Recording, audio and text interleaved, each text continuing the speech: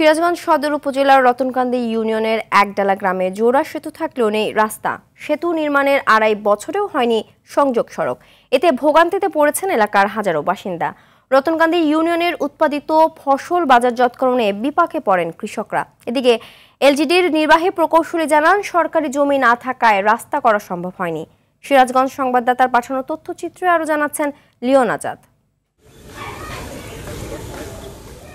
২০২৩ সালে সিরাজগঞ্জ সদর উপজেলার রতনকান্দি ইউনিয়নের একডালা গ্রামের খালের উপর নির্মিত হয় জোড়া সেতু। কিন্তু নির্মিত সেতুর সংযোগ সড়কের পশ্চিমের খাল ৩ বছর আগে ভেঙে যাওয়ায় যাতায়াতে দেখা দিয়েছে চরম দুর্ভোগ। কৃষি পণ্য পরিবহন, স্কুল কলেজে যাতায়াত সহ সর্বক্ষেত্রেই ভোগান্তিতে পড়তে হচ্ছে এই অঞ্চলের মানুষদের। যান চলাচল করতে না পারা সেতুর উপর শুকানো হচ্ছে ধান ও গোবরের গুঠে। স্থানীয়রা বলছে, প্রতি বছর মাপজোক হলেও নির্মাণ হয়নি সংযোগ সড়ক।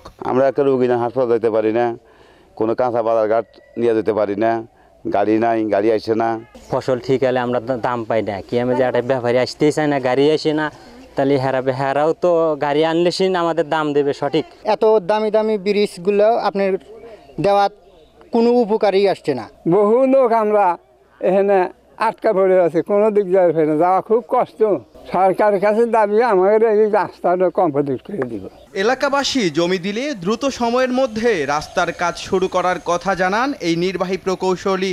এলাকার কিছু লোকজনের সাথে বসে আমি আজকে মিটিং করেছি যে ওনারা যদি সবাই সম্মিলিতভাবে অ্যালাইনমেন্ট বের করে দেন আমাদেরকে, তাহলে আমরা সেই রাস্তা পাকাকরণের প্রস্তাব আমাদের হেড অফিসে প্রেরণ করব এবং অনুমোদন পেলে কাজ করতে পারবো। কৃষি প্রধান এই এলাকায় রাস্তা না থাকায় কয়েক মাইল ঘুরে উৎপাদিত ফসল হাটে নিতে হয়। হাজারো মানুষের দুর্ভোগের কথা চিন্তা করে দ্রুত রাস্তা তৈরির পদক্ষেপ নেবে কর্তৃপক্ষ, এমনটাই প্রত্যাশা এলাকাবাসীর। লিওন আজাদ, RTV।